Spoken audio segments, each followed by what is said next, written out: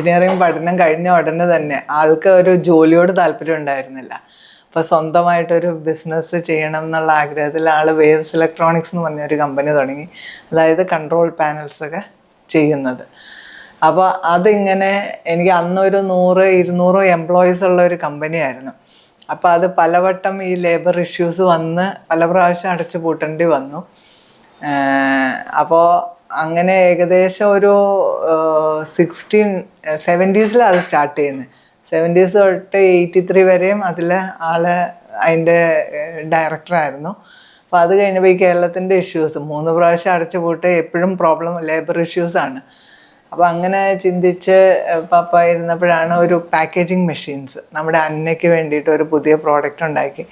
അപ്പോൾ ആ product packaging machine അല്ല, ആക്ച്വലി ഹോട്ട് പ്ലേറ്റ്സ് വാഷിംഗ് മെഷീനൊക്കെ ഉണ്ടാക്കാം എന്നുള്ള ആഗ്രഹത്തിൽ സേവന ഇലക്ട്രിക്കൽ അപ്ലയൻസസ് എന്നുള്ള ഒരു കമ്പനി തുടങ്ങി. അപ്പോൾ അതിൻ്റെ കൺസെപ്റ്റ് ഈ ലേബർ ഇഷ്യൂ ഒക്കെ കണ്ടതുകൊണ്ട് അതിൻ്റെ കൺസെപ്റ്റ് എന്ന് പറഞ്ഞാൽ ഡീസെൻട്രലൈസ്ഡ് മാനുഫാക്ചറിങ് ആയിരുന്നു തുടങ്ങിയത്. അതായത് നമ്മൾ റോ മെറ്റീരിയൽ പ്രൊക്യൂർ ചെയ്യുക, ഓരോ വീടുകളിൽ ബിറ്റ്സ് ആൻഡ് ബൈറ്റ്സ് ആയിട്ട് അതിൻ്റെ പാർട്സ് ഉണ്ടാക്കുക, വർക്ക്ഷോപ്പുകളും വീടുകളുമായിട്ട് അങ്ങനെ ചെറിയ ചെറിയ ഹോം ലെവൽ യൂണിറ്റ്സ് സെറ്റപ്പ് ചെയ്ത് അത് അസംബിൾ ചെയ്യുക ഒരു സ്ഥലത്ത്, നമ്മുടെ കമ്പനി കൊണ്ടുവന്ന് അസംബിൾ ചെയ്യുക. അങ്ങനെയാണ് പ്രോഡക്റ്റിൻ്റെ ക്വാളിറ്റി എല്ലാം ചെയ്തുകൊണ്ടിരുന്നത്. അപ്പോൾ അങ്ങനെ ചെയ്ത് നമ്മൾ ഇത് മാർക്കറ്റിലേക്ക് ഇറക്കി വന്നു കഴിഞ്ഞപ്പോൾ പവർ കട്ട് ഭയങ്കര ഇഷ്യൂ ആയിട്ട് വന്നു. അപ്പോൾ ഈ ഹോട്ട് പ്ലേറ്റ്സ് വിൽക്കാൻ പറ്റാതെ. അപ്പോൾ ആ സമയത്ത് ഈ സാറാസിലേക്ക് വേണ്ടിയിട്ട് പാക്കേജിങ് മെഷീൻസ് 2 പാക്കേജിങ് മെഷീൻ ഇവിടെ ചാച്ചൻ ഇമ്പോർട്ട് ചെയ്ത് കൊണ്ടുവന്നിരുന്നു. അപ്പോൾ അത് എന്തുകൊണ്ട് ഉണ്ടാക്കിക്കൂടാ ഇവിടെ എന്നൊരു ചോദ്യം വന്നു കഴിഞ്ഞപ്പോൾ പപ്പ നോക്കി ഇത് സിമ്പിളായിട്ട് ഉണ്ടാക്കാൻ പറ്റും. അതും അങ്ങനെ മാനുഫാക്ചർ ചെയ്ത് തുടങ്ങി. അങ്ങനെ പിന്നെ ആ ഹോട്ട് പ്ലേറ്റ്സും വാഷിംഗ് മെഷീനും ഒക്കെ അതങ്ങ് നിന്നുപോയി. ആക്ച്വലി പവർ കട്ട് കാരണം പലരും ഹോട്ട് പ്ലേറ്റ് ഉപയോഗിക്കാതെ. അപ്പോൾ പിന്നെ ആ ഒരു ഇത് നിന്നും പാക്കേജിങ് മെഷീനിലേക്ക് ഫോക്കസ് വന്നു. അങ്ങനെ പാക്കേജിങ് മെഷീൻസും ഈ ഡീസെൻട്രലൈസ്ഡ് മാനുഫാക്ചറിങ്, അതായത് നമ്മുടെ സേവന ഗ്രൂപ്പിൻ്റെ എല്ലാ പ്രൊട്ടക്ഷൻ കൺസെപ്റ്റും ഡീസെൻട്രലൈസ്ഡ് മാനുഫാക്ചറിങ് ആണ്. അപ്പോൾ അങ്ങനെ അത് സ്റ്റാർട്ട് ചെയ്തു. അപ്പോൾ അത് നന്നായിട്ട് ക്ലിക്കായി തുടങ്ങി. അപ്പോൾ അത് ഓൾ ഇന്ത്യ ലെവലിൽ മാർക്കറ്റിംഗ് സ്റ്റാർട്ട് ചെയ്തു. അങ്ങനെ 84 അത് പാക്കേജിങ് മെഷീൻ തുടങ്ങുന്നത്. അപ്പോൾ അതിനുശേഷം അത് വളരെ ഭംഗിയായിട്ട് പോയി. ഇങ്ങനെ ഇരിക്കുമ്പോഴാണ് ഫാദറിൻ്റെ 83 ഇൻറ്റിമേറ്റ് ഫ്രണ്ട് ആക്സിഡൻറ്റ് പറ്റി കിടപ്പായി.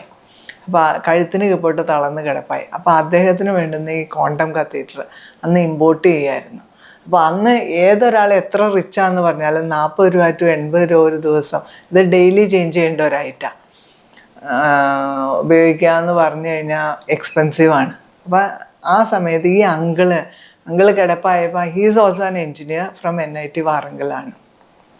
അപ്പോൾ അങ്കിളിനെ എൻഗേജ് ചെയ്യണമല്ലോ. എപ്പോഴും ഒരു കിടപ്പായ രോഗിയുടെ അവസ്ഥ എന്ന് പറഞ്ഞാൽ 4 ചുമരുകൾക്കുള്ളിൽ അവരുടെ ജീവിതം തീരുക എന്നുള്ളതാണ്. പക്ഷേ ഈ വാസ് എ ബ്രില്യൻ്റ് എൻജിനീയർ. കാരണം ടെൽക്കോയുടെയൊക്കെ റിയർ ആക്സിലൊക്കെ ടെൽക്കോയിൽ റിയർ ആക്സിൽ ഇന്നത്തെ മാസ്റ്ററുടെയൊക്കെ റിയർ ആക്സിൽ ഡിസൈൻ ചെയ്ത എൻജിനീയറാണ്. അപ്പോൾ അദ്ദേഹത്തെയും കൂടി എൻഗേജ് ചെയ്യണമെന്ന് വിചാരിച്ചിട്ട് അദ്ദേഹത്തിന് വേണ്ടി അദ്ദേഹത്തിൻ്റെ വീട്ടിൽ ഒരു റബ്ബർ സ്മോക്ക് ഹൗസസ് ഉണ്ടാക്കി.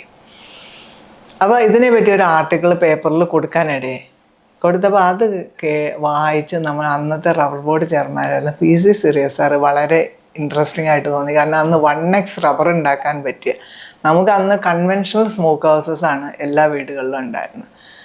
അപ്പോൾ ആ കൺവെൻഷണൽ സ്മോക്ക് ഹൗസിൽ നിന്ന് വ്യത്യസ്തമായ ഒരു അലമാര പോലെയുള്ള ഒരു ചെറിയ smoke house and it can give വളരെ ഹൈ ക്വാളിറ്റി റബ്ബർ ഷീറ്റ്സും കൊടുക്കാം. അപ്പോൾ ഇത് കേട്ടറിഞ്ഞപ്പോൾ ഇത് കാണണമെന്ന് പറഞ്ഞു. ആളിവിടെ വന്നു. അപ്പോൾ ആൾക്ക് വളരെ ഇമ്പ്രസീവായി തോന്നി. അതിന് പിന്നെ സബ്സിഡിയൊക്കെ റബ്ബർ ബോർഡ് അപ്രൂവ് ചെയ്തു. പക്ഷേ ആ സമയത്ത് ഈ ഒരു പ്രോഡക്റ്റ്, ഇതിങ്ങനെ ഒരു ഐറ്റം ഉണ്ട്, ഇത് ലാറ്റക്സ് പ്രോഡക്റ്റാണ്, നമുക്ക് ഇതെങ്ങനെയാണ് ഉണ്ടാക്കുന്നതെന്നൊന്ന് ഐഡൻറ്റിഫൈ ചെയ്യാൻ പറ്റുമെന്ന് ചോദിച്ചു. അപ്പോൾ ആൾ കുറച്ച് സാമ്പിൾസ് കൊടുക്കാൻ പറഞ്ഞു. അപ്പോൾ അങ്ങനെ കൊടുത്തു. ആൾ റബ്ബർ ബോർഡിൽ ഡെവലപ്പ് ചെയ്ത് ആ ടെക്നോളജി നമുക്ക് തന്നു. അപ്പോൾ നമ്മളെ സംബന്ധിച്ച് അത് അദ്ദേഹത്തിന് വേണ്ടുന്ന ഒരു ലെവലിൽ നമ്മൾ ഉണ്ടാക്കുക. ഒരു ചെറിയ വീട്ടിൽ വെച്ച് കുറച്ച് മെഷീനറി ഉണ്ടാക്കി നമ്മൾ വളരെ ക്രൂഡായൊരു മെത്തേഡിൽ അത് ഉണ്ടാക്കാൻ തുടങ്ങി. ഇത് എനിക്ക് തോന്നുന്നു 91 കാലഘട്ടത്തിലാണ്, 91-92 കാലഘട്ടത്തിലാണ്. അപ്പോൾ ഇത് അങ്ങനെ ഉണ്ടായിക്കൊണ്ടിരുന്നപ്പോൾ പലരും ഇത് എൻക്വയറി ചെയ്ത് വന്നു. അപ്പോഴാണ് ഞാൻ 92-ൽ എൻജിനീയറിങ് പാസ്സായി വരുന്നത്. അപ്പോൾ ഞാനൊരു കെമിക്കൽ എൻജിനീയറാണ്.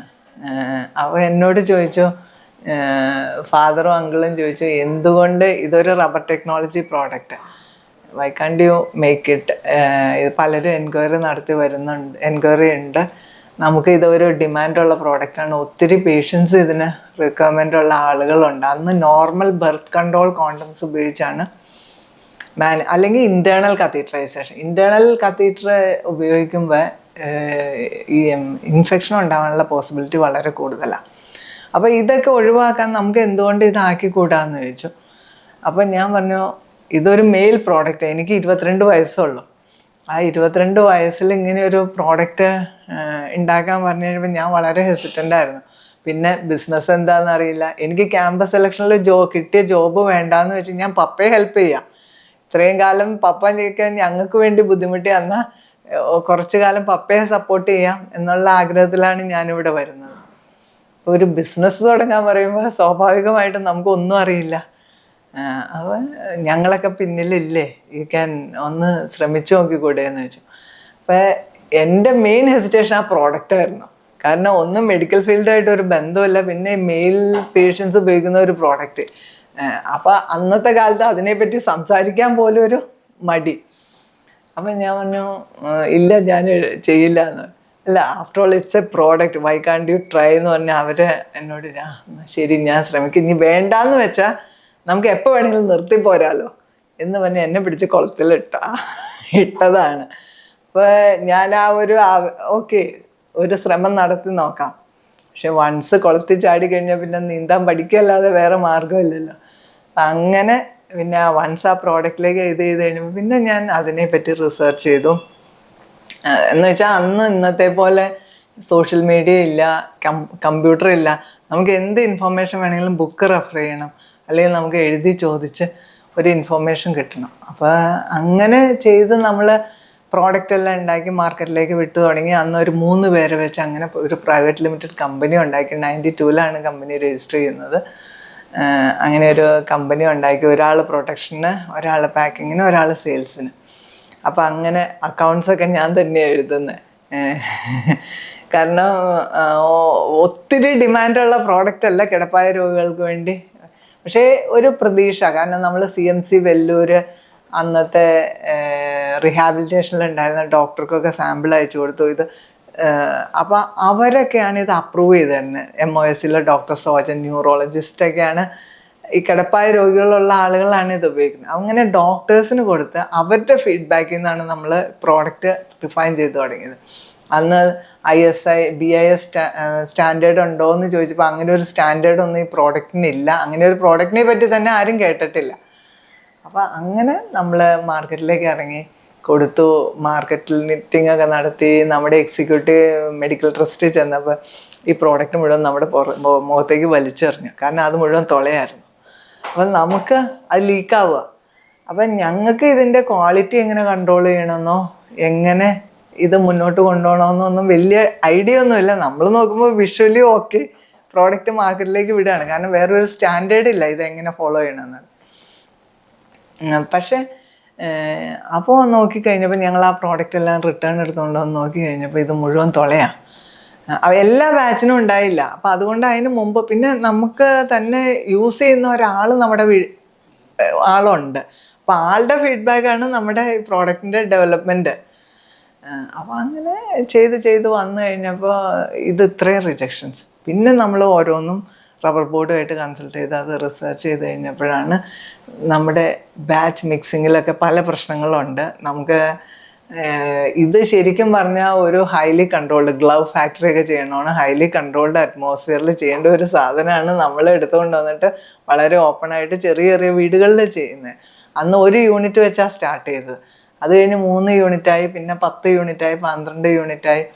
അങ്ങനെ യൂണിറ്റുകളുടെ എണ്ണമൊക്കെ കൂട്ടി. പക്ഷേ ആദ്യത്തെ 1-2 യൂണിറ്റ് തുടങ്ങിയപ്പോഴാണ് ഈ ഇഷ്യൂ കണ്ടത്. പിന്നെ ഞാൻ അതിൻ്റെ കൂടെ ഇരുന്ന് ഏകദേശം 1 വർഷം അവരുടെ വീടുകളിൽ പോയി ഇത് പഠിച്ചു. മിക്സിങ്ങിൻ്റെ ടെക്നോളജി മാറ്റി ഇത് ചെയ്തു. അങ്ങനെ നമുക്ക് 85% ആക്സെപ്റ്റൻസും 15% റിജക്ഷൻ എന്നുള്ള ആ ഒരു ലെവലിലേക്ക് നമ്മൾ കൊണ്ടുവന്നു. അപ്പോൾ പിന്നെ ദെൻ പ്രോഡക്റ്റ് ക്ലിക്കായി തുടങ്ങി, പലരും ഉപയോഗിച്ച് തുടങ്ങി. നമ്മൾ മെയിനായിട്ടും കേരള, കർണാടക, തമിഴ്നാടാണ് ഫോക്കസ് ചെയ്തത്. അപ്പോൾ അവിടെയൊക്കെ ഹോസ്പിറ്റലിൽ നിന്നും ബെറ്റർ റെസ്പോൺസ് വന്നു തുടങ്ങി. പക്ഷേ ഒരു വോളിയം കൂടുന്നില്ല. ഒരു 2 വർഷമായിട്ടും നമുക്ക് ഒരു ഗ്രോത്ത് ഉണ്ട്. നമ്മൾ ആദ്യത്തെ വർഷം ചെയ്ത് 2.5-3 ലക്ഷം രൂപ ടേൺ ഓവറേ നമ്മൾ ആദ്യം ചെയ്തുള്ളൂ.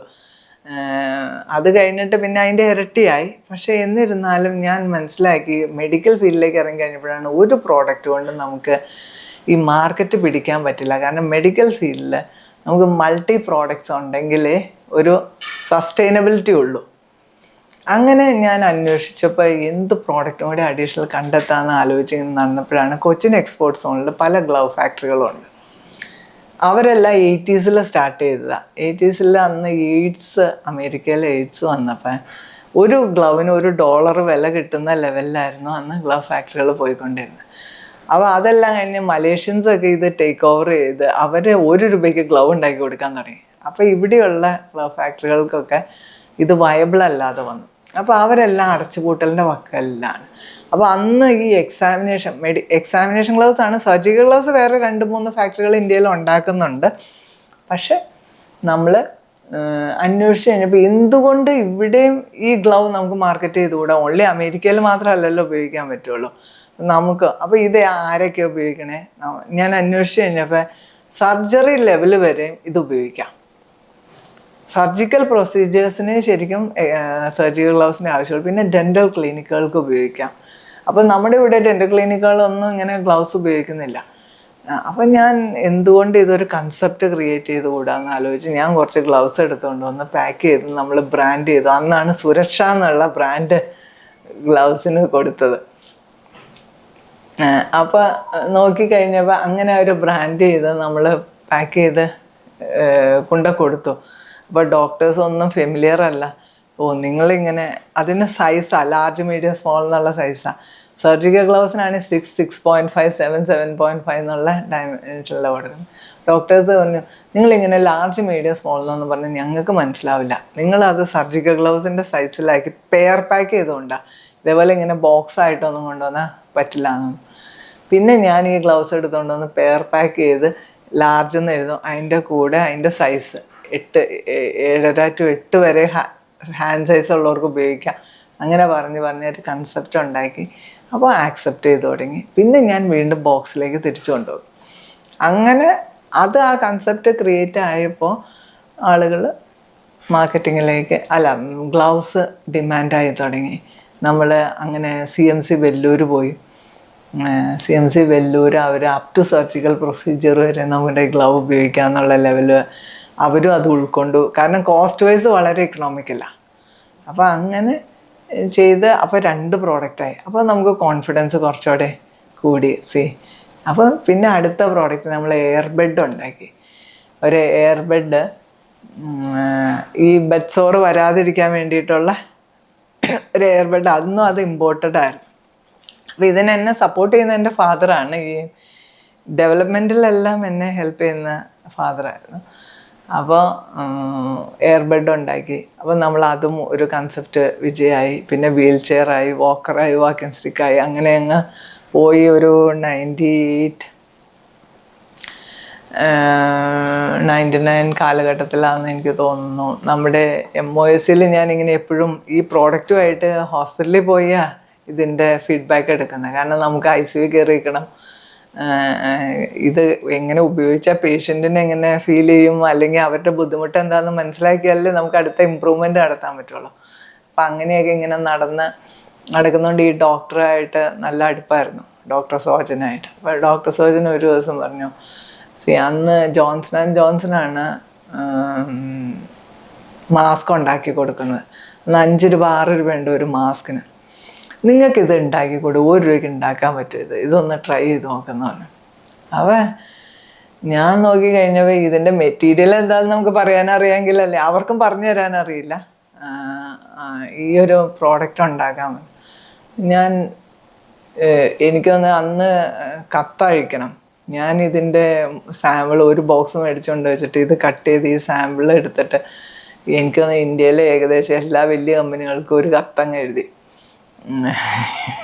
ഈ മെറ്റീരിയൽ ഉണ്ടെങ്കിൽ തരണം എന്ന് പറഞ്ഞു. അപ്പോൾ അങ്ങനെ ഞാൻ എഴുതിയിട്ട് ഒരു റെസ്പോൺസും കിട്ടുന്നില്ല. കാരണം ഇതിൻ്റെ പേര് പറയാൻ നമുക്കറിയില്ല, ആ സാമ്പിൾ വെച്ച് കൊടുക്കുക എന്ന് മാത്രമേ അറിയുള്ളൂ. അപ്പോൾ ITC തൊട്ട് പേപ്പർ ITC തൊട്ട് ഗർവാര തൊട്ട് അങ്ങനെ കുറേ കമ്പനികൾക്ക് എഴുതി, റിലയൻസ് അങ്ങനെ എന്ന് വേണ്ട സർവത്ര ആളുകൾക്ക് എഴുതി. അപ്പോൾ എനിക്ക് കുറച്ച് ദിവസം കഴിഞ്ഞപ്പോൾ, ഒരു 2-3 മാസം കഴിഞ്ഞപ്പോൾ, ഗർവാരെ ബസ് സ്റ്റിച്ചിൽ നിന്ന് ഒരു മാസം കഴിഞ്ഞപ്പോൾ ഒരു കോള് വന്നു. ഇങ്ങനെ നിങ്ങളെ വളരെ സ്പെസിഫിക് ആയിട്ട് ഒരു സാധനം ചോദിച്ച ഒരാൾ കത്തെഴുതിയേക്കാണ്. അപ്പോൾ ഇതെന്താ ആവശ്യം എന്ന് ചോദിച്ചു. ഈ മെറ്റീരിയൽ ഞാൻ ഇങ്ങനെ മാസ്ക് ഉണ്ടാക്കാനാണ് ചെയ്യുന്നതെന്ന് ചോദിച്ചു. അപ്പോൾ നിങ്ങൾ കേരളത്തിലാണോ ബിസിനസ് നടത്തുന്നത്? അതെ. അപ്പോൾ ഫോൺ വിളിച്ചു കഴിഞ്ഞപ്പോൾ ഒരു ലേഡിയാണെന്ന് അവർക്ക് മനസ്സിലായി. That A lady running A business in Kerala എന്ന് ചോദിച്ചു. അവിടെ ബിസിനസ് നടത്താൻ പറ്റണ്ടോ? ഇനി വേറെ പ്രശ്നമൊന്നുമില്ല. അല്ല, ഞങ്ങളിവിടെ കേട്ടേക്കണ മുഴുവൻ ട്രേഡ് യൂണിയനിസവും റെഡ് ടേപ്പിസവും ഇത് മാത്രമേ കേട്ടിട്ടുള്ളൂ കേരളത്തെ പറ്റി. ആൻഡ് ഇറ്റ്സ് റിയലി സർപ്രൈസിങ് ഒരു ലേഡി ഒരു ബിസിനസ് നടത്തുന്നു എന്നുള്ളത്. അപ്പോൾ അങ്ങനെ പുള്ളി കുറച്ച് നേരം സംസാരിച്ചു. ഈസ് ദ ഡയറക്ടർ ഓഫ് ഗർവാര ഇൻഡസ്ട്രീസിൻ്റെ ഒരു ഡയറക്ടറായിരുന്നു. അപ്പോൾ അത് ഞാനും ആദ്യമായിട്ട് അങ്ങനെ കാര്യം നമ്മൾ കുറച്ചൊക്കെ പേപ്പറിൽ വായിച്ചിട്ടുണ്ട്, പക്ഷേ ഈ വലിയ പ്രശ്നമൊന്നും നമ്മൾ ഫേസ് ചെയ്യാത്തതുകൊണ്ട് ഈ പ്രശ്നത്തെ പറ്റി അത്ര വലിയ അവെയറൊന്നുമല്ല. അത് കഴിഞ്ഞപ്പോൾ പിന്നെ കുറച്ച് ദിവസം കഴിഞ്ഞപ്പോൾ എനിക്ക് ഈ പ്രോഡക്റ്റിൻ്റെ സാമ്പിൾ വന്നു ബോംബെയിൽ നിന്ന്. അവരല്ല അയച്ചേ, പക്ഷേ വേറൊരാൾ. അപ്പോൾ എനിക്ക് ഭയങ്കര സന്തോഷമായി. കാരണം നമ്മൾ ഒരുപാട് എഫേർട്ട് എടുത്തിട്ട് കിട്ടിയ ഒരു സാമ്പിളാണ്. ബോംബെയിൽ നിന്ന് ഇങ്ങനെ ഒരു മെറ്റീരിയൽ അവൈലബിൾ ആണ്. അപ്പം ഞാൻ ഇത് എങ്ങനെ ഉണ്ടാക്കാം, അതിൻ്റെ ബാക്കി കുറച്ച് നോസ് ക്ലിപ്പൊക്കെ ഇവിടെ ലോക്കലി അതൊക്കെ ഞാൻ ഓൾറെഡി അന്വേഷിച്ച് വെച്ചിട്ടുണ്ടായിരുന്നു. ചെയ്യിച്ചെടുത്തു നമ്മൾ പ്രൊഡക്ഷൻ. എന്ന് വെച്ചാൽ നമ്മൾ സ്റ്റിച്ചിങ് ആണ് സ്റ്റാർട്ട് ചെയ്തത്. കാരണം നമുക്ക് ഹോം ലെവൽ യൂണിറ്റ്സ് ആണല്ലോ എല്ലാം, അല്ലാതെ നമ്മൾ വെൽഡിങ് മെഷീനൊന്നും അല്ല ആലോചിച്ചത്. അപ്പോൾ അങ്ങനെ നമ്മൾ ഇവിടെ 8-10 പേരെ വെച്ചിട്ട് ആദ്യം ഡീസെൻട്രലൈസ് ചെയ്ത് ചെയ്യാൻ തുടങ്ങി. അപ്പോൾ ഏകദേശം ഒരു 80 പേരോളം ട്രെയിൻ ചെയ്യിച്ചിട്ടാണ് ഒരു 5 പേരെ എനിക്ക് കിട്ടിയത്. അപ്പോൾ അങ്ങനെ ചെയ്തു. നമ്മൾ അതിൻ്റെ പ്രൊഡക്ഷൻ തുടങ്ങി, ക്യാപ്പ് അടിച്ചു തുടങ്ങി, മാസ്ക് അടിച്ചു തുടങ്ങി, അതിൻ്റെ ഇലാസ്റ്റിക് മോഡലും ടൈ മോഡലും അങ്ങനെ അടിച്ച് നമ്മൾ ഒരുവിധം ചെയ്തു തുടങ്ങി. അപ്പോൾ ഹോസ്പിറ്റലിൽ ഉപയോഗിച്ചിട്ട് ഒരുവിധം ക്വാളിറ്റിയിൽ നമുക്ക്, പിന്നെ ഓൺലി തിങ് സ്റ്റിച്ചിങ്, മറ്റവരുടെ വെൽഡിങ് ആണ്. അങ്ങനെ ചെയ്തു തുടങ്ങി നന്നായിട്ട് പോയിക്കൊണ്ടിരിക്കുകയായിരുന്നു. അങ്ങനെ ഏകദേശം ഒരു 2004-2006 വരെയൊക്കെ ആയപ്പോഴത്തേക്കും ചൈനയിൽ നിന്ന് നല്ല കോമ്പറ്റീഷനുകൾ വന്നു തുടങ്ങി. അപ്പോൾ നമുക്ക് പിടിച്ചു നിൽക്കാൻ ബെഡിന് കോമ്പറ്റീഷനായി. ആ സമയത്താണ് റബ്ബറിൻ്റെ വില 250 റുപ്പീസായ ഒരു സമയം വന്നു. അപ്പോൾ നമ്മൾ റബ്ബർ ട്യൂബ് ഉപയോഗിച്ചായിരുന്നു എയർ ബെഡ് ഉണ്ടാക്കിക്കൊണ്ടിരുന്നത്. അപ്പം ഞങ്ങൾ സെല്ലിംഗ് പ്രൈസിനേക്കാൾ കൂടി മാനുഫാക്ചറിങ് കോസ്റ്റ്. അപ്പോൾ അങ്ങനെ വന്ന് വീൽ ചെയറും വാക്കറും ഒക്കെ ഉണ്ടാക്കി. അതും വർക്ക്ഷോപ്പുകളിലെ ഒരു കോസ്റ്റും കൂടി. പിന്നെ ഇവർ ടൈമിൽ സപ്ലൈ അങ്ങ് നിർത്തി. അപ്പോൾ നമുക്ക് 4000 രൂപ കോസ്റ്റ് വരുന്നിടത്ത് 2000 രൂപയ്ക്ക് ചൈനയിൽ നിന്ന് വന്നു തുടങ്ങി. അപ്പോൾ എനിക്ക് ഒരു തരത്തിലും പിടിച്ചു വെക്കാൻ പറ്റാത്ത അവസ്ഥയായി. അപ്പോൾ ഞാൻ പയ്യെ ഇമ്പോർട്ടിലേക്ക് കുറച്ച് ഷിഫ്റ്റായി. ബെഡും ആണെങ്കിലും ഒരു 2000, എൻ്റെ 6000 റുപ്പീസ് കോസ്റ്റ് വരണ്ടായിരുന്നു. കാരണം 250 റുപ്പീസ് ആയപ്പോൾ തന്നെ അതിൻ്റെ കോസ്റ്റ് 6000-ൻ്റെ അടുത്ത് വന്നായിരുന്നു. അപ്പം അങ്ങനെ വന്നു കഴിഞ്ഞപ്പോൾ കുറച്ച് ഞാൻ കത്തീഡ്രൽ മാനുഫാക്ചറിങ് കണ്ടിന്യൂ ചെയ്തു. ബാക്കി കുറച്ച് പ്രോഡക്റ്റ് ഇതിലേക്ക് മാറി. ഗ്ലൗസും അറൗണ്ട് 2009 ആയപ്പോൾ ഇവിടെ ഗ്ലൗസ് നമ്മൾ എടുത്ത് മാർക്കറ്റ് ചെയ്തപ്പോൾ പലരും ഈ കൊച്ചിൻ സോണിൽ പോയി ഗ്ലൗസ് എടുത്ത് അണ്ടർ കോട്ട് ചെയ്ത് വിൽക്കാൻ തുടങ്ങി. അവർ ക്വാളിറ്റി അല്ല, നമ്മൾ ക്വാളിറ്റി പ്രോഡക്റ്റാണ് കൊടുത്തത്. അവരെല്ലാം മാർക്കറ്റിൽ അതിൻ്റെ വെയിറ്റ് കുറഞ്ഞ പ്രോഡക്റ്റ് കൊടുക്കാൻ തുടങ്ങി. അപ്പോൾ ഇവരും അതിലേക്ക് പ്രൊഡക്ഷൻ പോയി. അപ്പോൾ ഞാൻ പറഞ്ഞു എനിക്ക് ക്വാളിറ്റി പ്രോഡക്റ്റാണ് വേണ്ടത്. അപ്പോൾ ഇവർ കൺസിസ്റ്റൻ്റായിട്ട് ക്വാളിറ്റി തരാതെ ഒരു പ്രാവശ്യം ഒരു ക്വാളിറ്റി തരും, പിറ്റേ പ്രാവശ്യം വേറൊരു ക്വാളിറ്റി തരും. അപ്പം നമുക്കൊരു ബ്രാൻഡ് വാല്യൂ ക്രിയേറ്റ് ചെയ്യാമെന്ന് പറഞ്ഞാൽ പോസിബിൾ ആയിരുന്നില്ല. അപ്പോൾ ഞാൻ ഇമ്പോർട്ടിലേക്ക് പോയി. കാരണം നമുക്ക് സ്പെസിഫൈ ചെയ്യാൻ പറ്റുന്നുണ്ട്. അതുപോലെ തന്നെ ഈ കോണ്ടം കത്തീഡ്രൽ ഉണ്ടാക്കിയപ്പോഴും പലരും എൻ്റെ അടുത്ത് വന്നു, ഞങ്ങൾ 5 ലക്ഷം പീസ് എടുക്കാം നിങ്ങൾക്ക്. ഞാൻ തുടങ്ങിയ കാലത്തായിരുന്നു. അപ്പോൾ അവർ വന്നിട്ട് 5 ലക്ഷം പീസ് ഞങ്ങൾക്ക് ഉണ്ടാക്കി തരാമോ എന്ന് ചോദിച്ചു.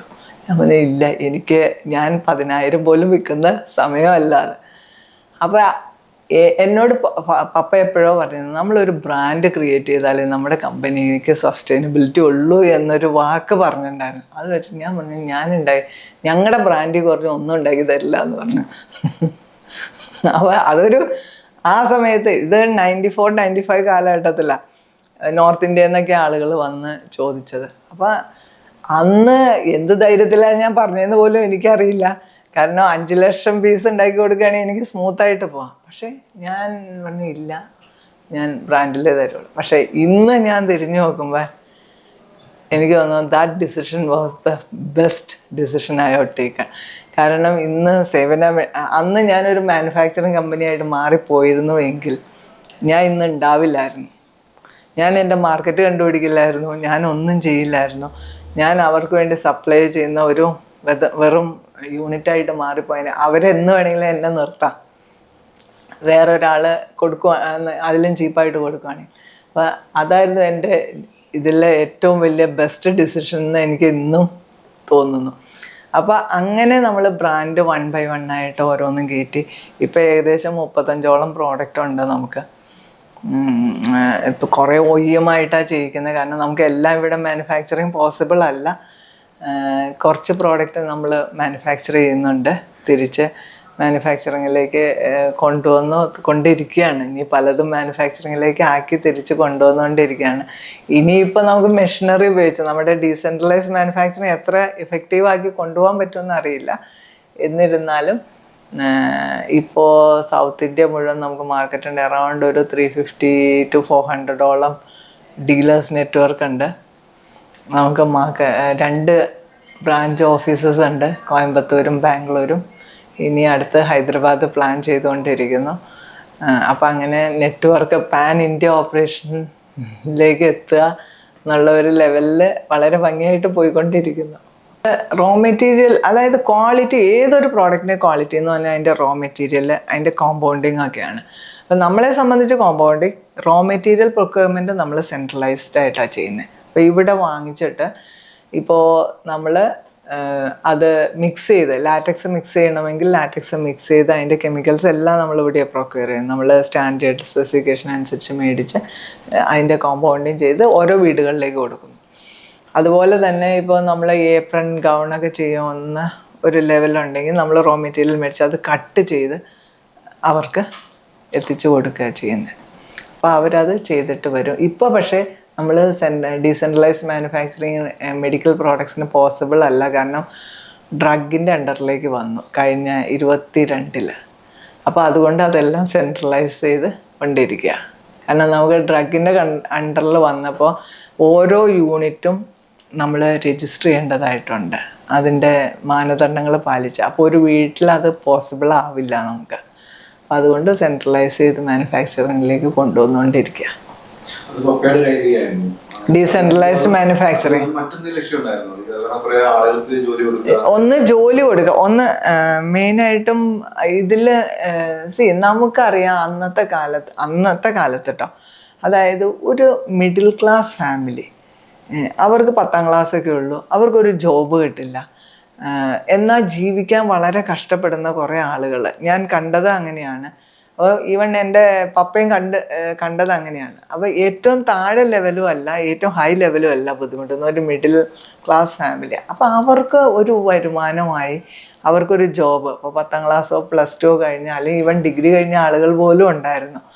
അപ്പോൾ അങ്ങനെ ഒരു കാറ്റഗറി ആളുകളായിരുന്നു നമ്മുടെ യൂണിറ്റുകളായിട്ട് മിക്കവാറും വന്നത്.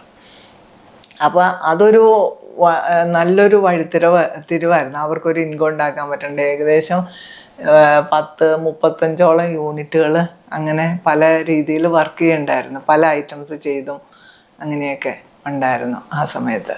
പക്ഷേ ഇപ്പോൾ ഈ ഒരു ഇഷ്യൂ വന്നതുകൊണ്ട് നമുക്ക് പലതും സെൻട്രലൈസ് ചെയ്ത് കൊണ്ടുവരേണ്ട അവസ്ഥയിലേക്ക് വന്നിരിക്കുക. ഇപ്പം അങ്ങനെ പ്രൊഡക്ഷൻ കാര്യമായിട്ട് നമ്മൾ ഡീസെൻട്രലൈസ് ചെയ്ത് ചെയ്യുന്നില്ല. ചെയ്യാൻ പറ്റാത്തതിൻ്റെ കാരണം ഇതാണ്, ഇപ്പം നമ്മൾ OEM പോലെ കുറച്ചുകൂടെ നമ്മൾ കപ്പാസിറ്റി ഉള്ള യൂണിറ്റുകൾക്കാണ് കൊടുക്കുന്നത്. ഫാദർ തന്നെയായിരുന്നു എൻ്റെ ഏറ്റവും വലിയ സപ്പോർട്ടർ. കാരണം ഏതൊരു പ്രശ്നം വന്ന് ആള് എപ്പോഴും എന്നെ തന്നെ ചെയ്യണം എന്നുള്ള ഒരു നിർബന്ധക്കാരനായിരുന്നു.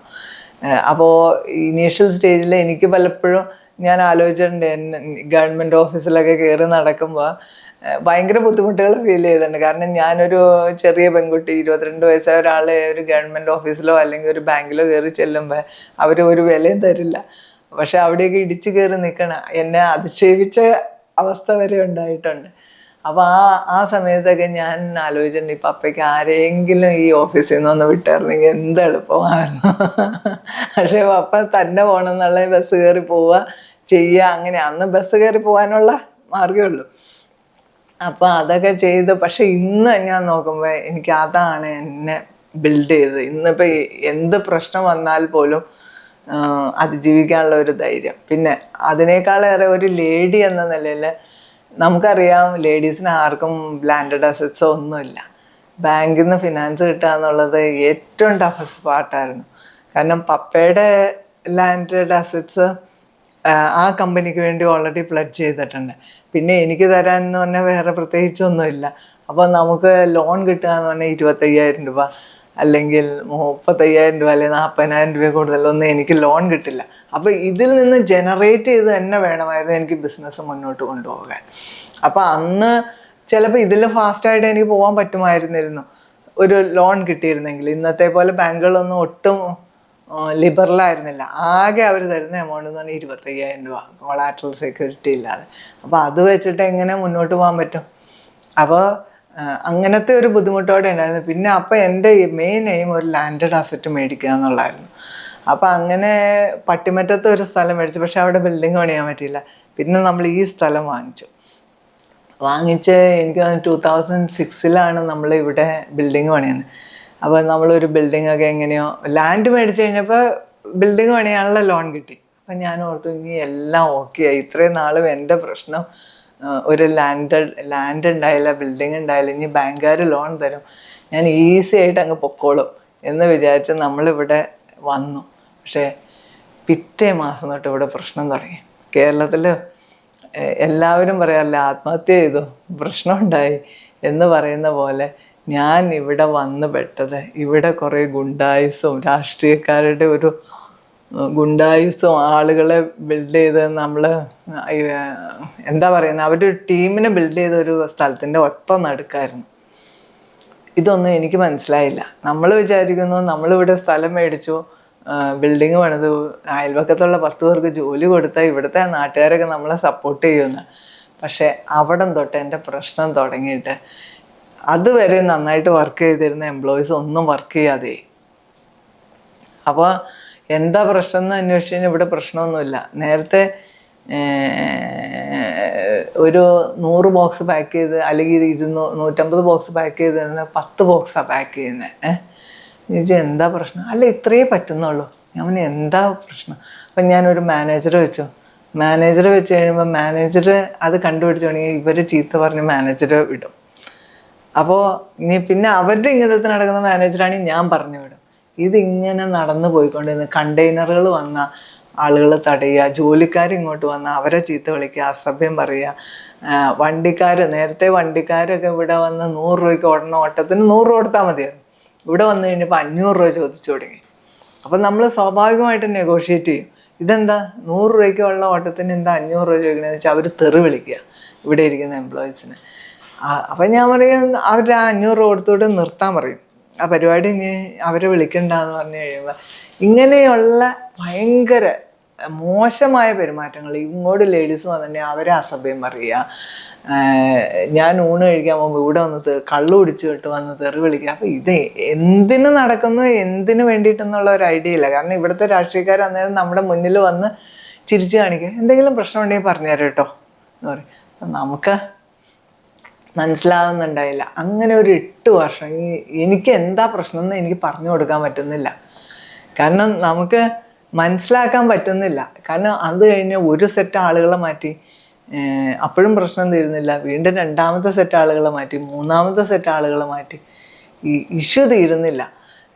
അങ്ങനെയാണ് ഞാൻ ഇമ്പോർട്ടിലേക്ക് പോകാൻ തന്നെ ഒരു കാരണം, ഒരു റീസൺ അതായിരുന്നു. ഒന്ന് ക്വാളിറ്റിയുടെ ഇഷ്യൂ ഉണ്ട്, അതിൻ്റെ ഇടയ്ക്ക് ഇവിടെ ഓർഡേഴ്സ് ഉണ്ട് പക്ഷെ നമുക്ക് എക്സിക്യൂട്ട് ചെയ്യാൻ പറ്റുന്നില്ല. അങ്ങനെ ഇവിടെ പാക്കിങ് നടക്കാതെ ആയപ്പോഴാണ് നമുക്കൊന്ന് ഇമ്പോർട്ട് ചെയ്തുകൂടെ എന്ന് ആലോചിച്ചു. അപ്പോൾ പാക്ഡ് ഐറ്റം ഇങ്ങോട്ട് വരും, നമുക്ക് എടുത്ത് വിറ്റാൽ മതിയല്ലോ, കാരണം അത്രയ്ക്ക് ഓർഡേഴ്സ് ഉണ്ട് എനിക്ക് കൊടുക്കാനേ പറ്റുന്നില്ല. അപ്പോൾ അതിങ്ങനെ അയച്ചു കഴിഞ്ഞപ്പോഴാണ് 2014 ഇങ്ങോട്ട് വന്ന ഒരു കണ്ടെയ്നർ തടഞ്ഞു. ഇവർ അന്ന് ഈ റോഡല്ലായിരുന്നു, അതിൻ്റെ അപ്പുറത്തെ ആ ചെറിയ റോഡായിരുന്നു. ആ റോഡിലേക്കൂടെ കണ്ടെയ്നർ കയറ്റാൻ പാടില്ല, ഒരു കാരണമില്ല. ബാക്കി അതിൽ അവർ പ്രീ ഡേറ്റ് ഇട്ട്, അതായത് ഒരു 3 മാസം മുമ്പ് ഒരു ഡേറ്റ് ഇട്ട് ഒരു റെസൊല്യൂഷനൊക്കെ പാസ്സാക്കി പഞ്ചായത്ത്. 10 ടൺ കൂടുതലുള്ള വാഹനങ്ങൾ ഇതിലെ കയറാൻ പാടില്ല എന്ന് പറഞ്ഞു. അപ്പോൾ ഇത് കണ്ടെയ്നർ തടഞ്ഞപ്പോഴാണ് ഈ പറഞ്ഞ പാർട്ടികളൊക്കെ ഇതിൻ്റെ മുമ്പിൽ വന്നതെന്ന്. അന്നാണ് എനിക്ക് മനസ്സിലായി രാഷ്ട്രീയക്കാരാണ് കളിച്ചുകൊണ്ടിരുന്നതെന്ന്. നമ്മൾ അസഭ്യം പറഞ്ഞു, ഒരു ജോലിക്കാർ വന്നു കഴിഞ്ഞാൽ ഇവിടെ വന്ന്, ഇപ്പം നിങ്ങളാണെങ്കിൽ പോലും ഈ നാട്ടിൽ ഇവിടെ വന്നിട്ട് കണ്ടുപിടിക്കാൻ പറ്റില്ല, ഇച്ചിരി ഉള്ളേരിയ ആണല്ലോ.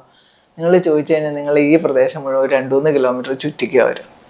അപ്പം 2-3 കിലോമീറ്റർ ചുറ്റിക്കഴിയുമ്പോൾ നിങ്ങൾ വിചാരിക്കും, ഇത് ഏതാണ്ട് കണ്ടുപിടിക്കാൻ പറ്റും. ഇതിൻ്റെ തൊട്ടടുത്ത് വരുമ്പോഴായിരിക്കും ചോദിക്കുന്നത്. അപ്പോൾ 3 അപ്പോൾ ഇട്ടിട്ട് പോവും. ഇങ്ങനെയുള്ള ഭയങ്കരമായ ഉപദ്രവങ്ങളായിരുന്നു.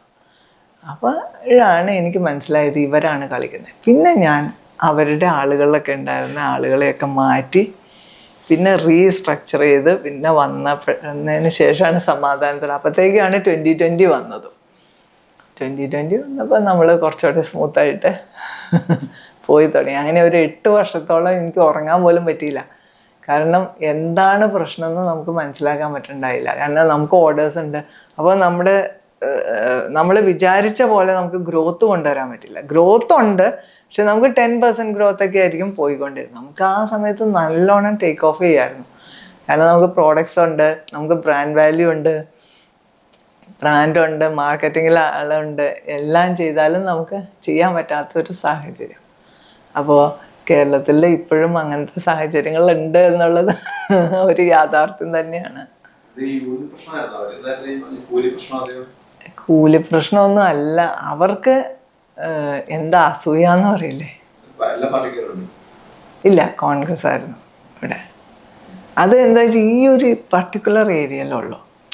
ഇപ്പം നമ്മൾ കണ്ണൂരൊക്കെ ഒരാൾ ആത്മഹത്യ ചെയ്തു എന്ന് പറഞ്ഞില്ലേ, അത് ആ ഒരു പെക്യൂലർ ഏരിയയിലേ ഇതുള്ളൂ. ഇതേ സമയം ഞാൻ ആ മെയിൻ റോഡിലായിരുന്നു എൻ്റെ റെൻറ്റഡ് ബിൽഡിങ്. അവിടെ ഒന്നും ഒരു ഇഷ്യൂ ഇല്ല, ആളുകൾ എപ്പോഴും റെഡി ആയിരുന്നു, ക്യൂ ആയിരുന്നു എനിക്ക് ഇവിടെ വർക്ക് ചെയ്യാനായിട്ട്. അതേ സ്ഥാപനം തന്നെ ഒരു 1/2 കിലോമീറ്റർ ഉള്ളിലേക്ക് മാറ്റിയപ്പോൾ കാരണം ഈ ഒരു ഏരിയ ഫുൾ സെൻറ്റേർഡാണ് പ്രശ്നങ്ങളുണ്ടാകുന്നത്. ഇപ്പോൾ 2020 വന്നതിന് ശേഷം ഇപ്പോൾ കിറ്റക്സിലൊക്കെ പ്രശ്നം ഉണ്ടാക്കിയെന്ന് പറഞ്ഞാൽ ഇവിടെയായിരുന്നു അതിൻ്റെ കേന്ദ്രം. നമ്മളിത് മനസ്സിലാക്കാതെയാണ് ഈ ലോക്കൽ ആൾ പോലും ഈ സ്ഥലത്തിൻ്റെ പകുതി തന്ന ഒരാൾ, ഞാൻ ചോദിച്ചു അത് കിഴക്കുമ്പലത്ത് അങ്ങോട്ട് പോയി താമസിക്കുക, എന്തിനാ ആ റോഡ് സൈഡിൽ, ഞാൻ ആ പുള്ളിയോട് സ്ട്രെയിറ്റ് അവേ ചോദിച്ചു, എന്തിനാ ചേട്ടൻ റോഡ് സൈഡിൽ പോയി താമസിക്കണേ, ഈ പൊടി അടിച്ച് ഇവിടെ കിടക്കേണ്ട കാര്യമുണ്ടോ, ഒന്നാന്തര സ്ഥലത്തല്ലായിരുന്നോ വീടെന്ന് ചോദിച്ചു. എൻ്റെ പുള്ളയ്ക്ക് അറിയില്ലേ, അവിടെ വന്നപ്പോൾ അനുഭവിച്ചതല്ലേ ഇവിടുത്തെ അവസ്ഥ എന്താന്ന്. ഞങ്ങൾ സാധാരണക്കാരെ പോലും ജീവിക്കാൻ അനുവദിക്കില്ലായിരുന്നു ഇവിടെ. അപ്പം നമ്മൾ നമ്മളൊരു നോർമൽ സ്ഥലം കാണുന്നു, കുഴപ്പമില്ല, ഇവിടെ ആളുകൾ ജീവിക്കുന്നു. പക്ഷെ അങ്ങനെയല്ല, ഇവിടെ ജീവിക്കുന്നവർക്ക് പോലും ഭീഷണി ഉണ്ടായിരുന്നു എന്നുള്ളതിൻ്റെ തെളിവാണത്. അവരുടെ കൺട്രോളിൽ അവർ പറഞ്ഞത് കേട്ട് ജീവിച്ചോളണമായിരുന്നു ഈ ഒരു ഇട്ടാവട്ടത്ത് ഒരു 200 കിലോമീറ്റർ ചുറ്റളവിലുള്ള സ്ഥലത്ത്. അങ്ങനത്തെ ഒരു സംഘത്തെയായിരുന്നു ഇവിടെ ഉണ്ടാക്കി വെച്ചിരുന്നത്. ഈ സ്ഥലം വിറ്റുപോകാതെ കിടന്ന സ്ഥലമായിരുന്നു.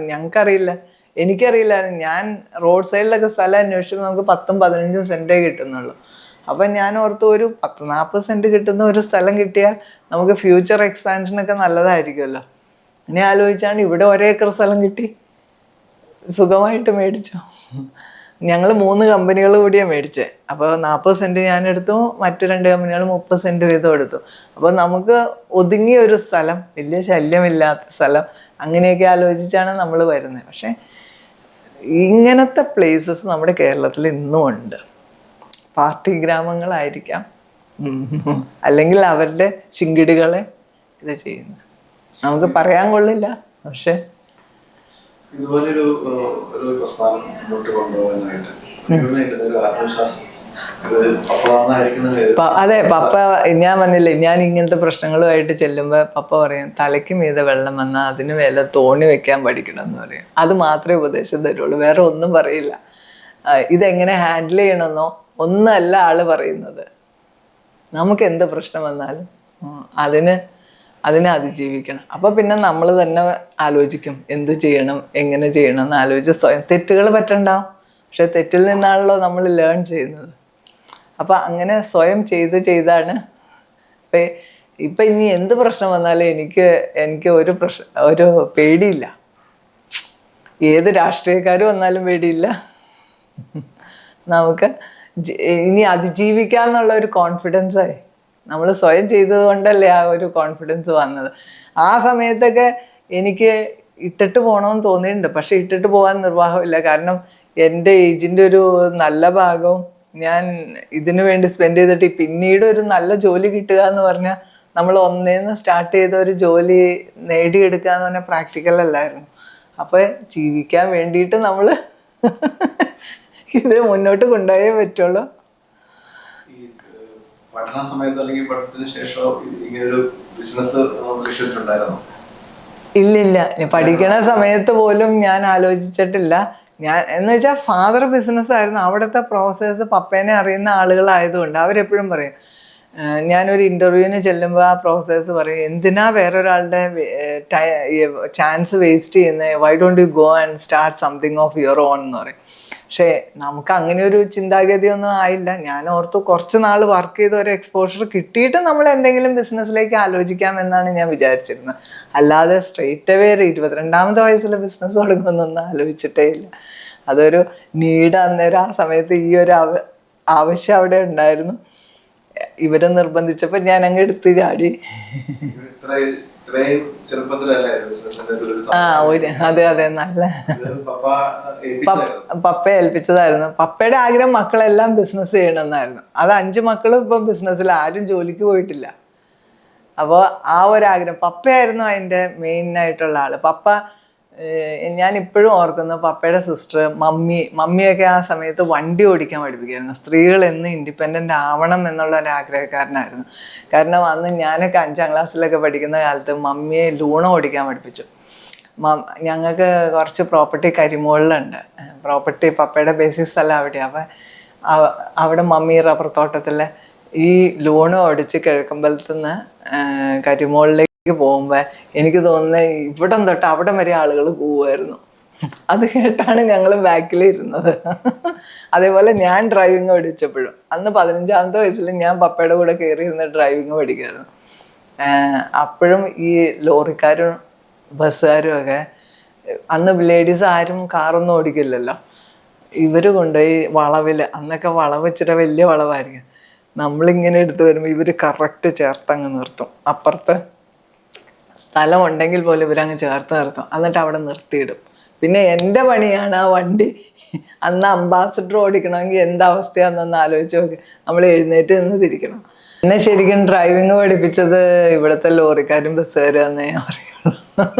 കാരണം അവരവിടെ കൊണ്ട് നിർത്തിയിട്ട് കഴിയുമ്പോൾ പിന്നെ നമ്മൾ നിർബന്ധിതമാണ്, റിവേഴ്സ് എടുക്കാനും പാടാണ്. ആ ഒരു ഇച്ചിരി സ്പേസിലൂടെ കറക്റ്റ് ഇത് ഇത്ര സ്പേസ്, അതായത് ഒരു 4 ഇഞ്ച് സ്പേസ് കഷ്ടി വിടും. അതിലൂടെ നമ്മൾ എടുത്തിട്ട് പോകണം. ഇപ്പറയും വരയ്ക്കാൻ പാടില്ല, അപ്പുറയും വരയ്ക്കാൻ പാടില്ലാതെ കൊണ്ടുപോകണം. ഇവരാ എന്നെ ശരിക്കും നല്ലൊരു ഡ്രൈവറാക്കി മാറ്റിയെന്ന് ഞാൻ പറയേണ്ടി വരും. ഫാമിലി, ഹസ്ബൻഡ് ഞാൻ എന്ത് ചെയ്യണേനെ എതിർത്തിരുന്നില്ല. ആള് ഫിനാൻസ് ഫീൽഡിലായിരുന്നു, അതായത് മ്യൂച്വൽ ഫണ്ട്സ് ഒക്കെ ചെയ്യുന്നത്. ആൾക്ക് ബിസിനസ്സിനോട് വലിയ താല്പര്യം ഉണ്ടായില്ല. അപ്പോൾ പക്ഷെ ഞാൻ ചെയ്യുന്നതിനെ ഒരിക്കലും എതിർത്തിരുന്നില്ല. അപ്പോൾ ആള് ഫിനാൻസ് ഫീൽഡിൽ പോയി, ഞാൻ ഈ ബിസിനസ്സുമായിട്ട് കണ്ടിന്യൂ ചെയ്തു. മക്കള് 2 പേര്. മോള് 2 പേരും ഡിഗ്രി കഴിഞ്ഞു. മോള് ഡിഗ്രി കഴിഞ്ഞു, ഫാഷൻ ഡിസൈനിങ് കഴിഞ്ഞ് സ്വന്തമായിട്ട് ബിസിനസ് ചെയ്യുന്നു. മോനിപ്പോൾ ജസ്റ്റ് ഡിഗ്രി കംപ്ലീറ്റ് ചെയ്തോളൂ, ഇനി PG ചെയ്യണം. ബൊട്ടിക്ക് പോലെ ആള് ഡിസൈൻ ചെയ്ത ഡ്രസ്സ് ഡിസൈൻ ചെയ്യുന്നു. ഇവിടെ കാക്കനാട് നവോദയ ജംഗ്ഷനിലെ ബൊട്ടിക്ക്. ഫ്രഞ്ച് നെയിം, ആള് പഠിച്ചത് പാരീസിലാണ്. അപ്പോൾ ഫ്രഞ്ച് നെയിമാണ് റെവർ ബൈലിയ എന്ന് നമ്മളിവിടെ വായിക്കുള്ളൂ. പ്രൊനൗൺസിയേഷൻ റവേ ബൈലിയ. ഇത്രയും വർഷങ്ങൾ ഭയങ്കര കൂളായിട്ടിരിക്കുന്നത് എങ്ങനെയാണ്? അല്ല നമുക്ക്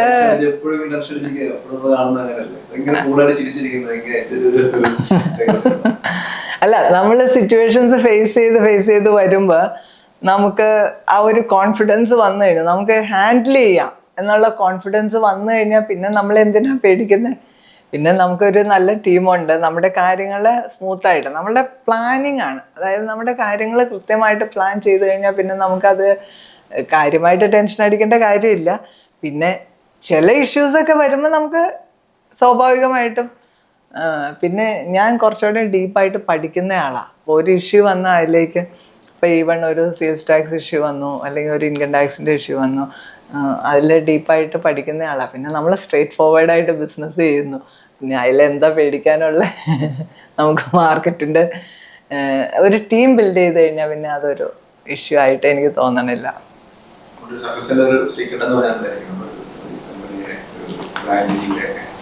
ബ്രാൻഡിങ്ങിൻ്റെയൊക്കെ നമ്മൾ ക്വാളിറ്റി, നമ്മുടെ കസ്റ്റമറാണ് ഏറ്റവും വലിയ കിങ്. അപ്പോൾ ക്വാളിറ്റി, സർവീസ്, ഇത് രണ്ടും നമ്മൾ പ്രോപ്പറായിട്ട് കസ്റ്റമർക്ക് എത്തിച്ചു കൊടുക്കാൻ പറ്റിയ എനിക്ക് തോന്നുന്ന ഒരു ബ്രാൻഡ് ബിൽഡ് ചെയ്യുന്നതിനൊരു പ്രശ്നമില്ല. കൺസിസ്റ്റൻ്റ് ആയിട്ട് കൊടുക്കുക, അതാണ് എൻ്റെ ഒരു സക്സസ്. മാർക്കറ്റിങ്ങിന് എനിക്കൊരു സെയിൽസ് ഹെഡ് ഉണ്ട്, പിന്നെ എക്സിക്യൂട്ടീവ്സ് വർക്ക് ചെയ്യുന്നുണ്ട്. അപ്പോൾ ഇനീഷ്യലി ശരിക്കും പറഞ്ഞു കഴിഞ്ഞാൽ നല്ലൊരു ടീം വന്നാലാണ് നമുക്ക് സെയിൽസും നന്നായിട്ട് കയറി പോരുള്ളൂ. പ്രത്യേകിച്ച് ലേഡീസ് ആകുമ്പോൾ എനിക്ക് ഏറ്റവും ടഫസ്റ്റ് പാർട്ട് മാർക്കറ്റിംഗ് ആയിരുന്നു. കാരണം ഞാൻ മാർക്കറ്റിലേക്ക് അധികം ഇറങ്ങുന്നില്ല. ഞാൻ കുറച്ചൊക്കെ പോയിട്ടുണ്ട്, കുറച്ച് ഫീഡ്ബാക്ക് ലോക്കലി ഒക്കെ പോകാം. പക്ഷേ ഔട്ട്സൈഡൊക്കെ പോകുമ്പോൾ ഔട്ട്സൈഡും ട്രാവൽ ചെയ്യുന്നുണ്ട്. ഞാൻ ഒത്തിരി ട്രാവൽ ചെയ്യുന്ന വ്യക്തിയാണ്. പക്ഷേ സെയിൽസിന് വേണ്ടിയിട്ടും നമ്മൾ അങ്ങനെ പോകുന്നില്ല. മെയിൻ ഹെഡ്സിനെയൊക്കെ മീറ്റ് ചെയ്യുന്ന ഒരു സ്റ്റേജസൊക്കെയാണ് ഞാൻ മീറ്റ് ചെയ്യുന്നുള്ളൂ. അപ്പോൾ നമുക്ക് ഇനീഷ്യൽ സ്റ്റേജസിൽ നല്ല ടഫായിരുന്നു. കാരണം കറക്റ്റായിട്ടുള്ളൊരു ഫീഡ്ബാക്ക് കിട്ടുക. ആ ഫീഡ്ബാക്കിനനുസരിച്ചായിരിക്കുമല്ലോ ഞാൻ ഓരോ സ്ട്രാറ്റജി ബിൽഡ് ചെയ്യുന്നതും അവരെ ഡയറക്റ്റ് ചെയ്യുന്നതും. അത് ഒരു ലേഡിയെ സംബന്ധിച്ചിടത്തോളം ഇച്ചിരി ടഫാണ്. പക്ഷേ എനിക്ക് സംഭവം ഇപ്പോൾ നല്ലൊരു ടീമുണ്ട്, നന്നായിട്ട് പോകാൻ പറ്റുന്നുണ്ട്, അവർ ഒരു ഭംഗിയായിട്ട് പോകുന്നു. അതുകൊണ്ട് ഇപ്പോൾ എനിക്ക് സൗത്ത് ഇന്ത്യയിൽ കേരള, കർണാടക, തമിഴ്നാട്, ആന്ധ്ര, തെലങ്കാന, പിന്നെ പാർട്ട് ഓഫ് മഹാരാഷ്ട്ര ചെയ്യുന്നുണ്ട്. ഇപ്പോൾ രാജസ്ഥാനും നമ്മൾ പാൻ ഇന്ത്യ ഓപ്പറേഷൻ പയ്യെ ആക്കിക്കൊണ്ടിരിക്കുന്നു ഓരോ ഏരിയയായിട്ട്. അപ്പോൾ ബ്രാഞ്ച് ഓഫീസസ് സ്റ്റാർട്ട് ചെയ്യുന്നുണ്ട്. കാരണം ബ്രാഞ്ച് ഓഫീസ് വന്നു കഴിഞ്ഞാൽ കുറച്ചും കൂടി എനിക്ക് സെയിൽസ് ബിൽഡപ്പ് ചെയ്യാൻ സാധിക്കുന്നുണ്ട്. അങ്ങനെ ചെയ്തു വരുന്നു. പുതിയ പ്രോഡക്റ്റ്സ് നമ്മൾ എല്ലാ വർഷവും 1-2 പ്രോഡക്റ്റ് എന്തായാലും ആഡ് ചെയ്തിരിക്കും. അപ്പോൾ അത് ഇന്നതെന്നില്ല, നമ്മൾ എക്സിബിഷൻസൊക്കെ പോവും, അവിടെ നിന്ന് ഐഡൻറ്റിഫൈ ചെയ്യുക. മാർക്കറ്റിൽ നമ്മൾ പാർട്ടിസിപ്പേറ്റ് ചെയ്യുന്നതല്ല, ഇൻ്റർനാഷണൽ എക്സിബിഷൻസൊക്കെ പോയി കഴിയുമ്പോൾ നമ്മൾ ഞാൻ മിക്കവാറും 1-2 മെയിൻ എക്സിബിഷൻസ് പാർട്ടിസിപ്പേറ്റ് പോവാറുണ്ട്. അവിടെ നിന്നൊക്കെ പുതിയ ഐഡിയാസൊക്കെ എടുത്തുകൊണ്ട് വരും. പിന്നെ മാർക്കറ്റിൽ നിന്ന് കിട്ടുന്ന ഐഡിയാസ്, നമുക്ക് ഫീഡ്ബാക്ക്, അതാണ് ഞാൻ പറഞ്ഞത്. നല്ലൊരു ടീമുണ്ടെങ്കിൽ നമുക്ക് ഐഡിയ അവർ കൊണ്ടുവരും. പിന്നെ അതിനെപ്പറ്റി ചിന്തിച്ച് നമ്മൾ പുതിയ പ്രോഡക്റ്റ്സ് ചെയ്യും. ഞാൻ പഠിച്ചത് NIT വാറങ്കലായിരുന്നു. സ്കൂളിങ് ഇവിടെ കിഴക്കമ്പലത്ത് തന്നെയായിരുന്നു, സെൻറ്റ് ജോസഫ് സ്കൂളായിരുന്നു. കോളേജ് +2 അന്ന് പ്രീ ഡിഗ്രി ആണല്ലോ, സെൻറ്റ് സേവിയേഴ്സ് കോളേജ്. പിന്നെ NIT വാറങ്കൽ, അന്ന് REC വാറങ്കലായിരുന്നു.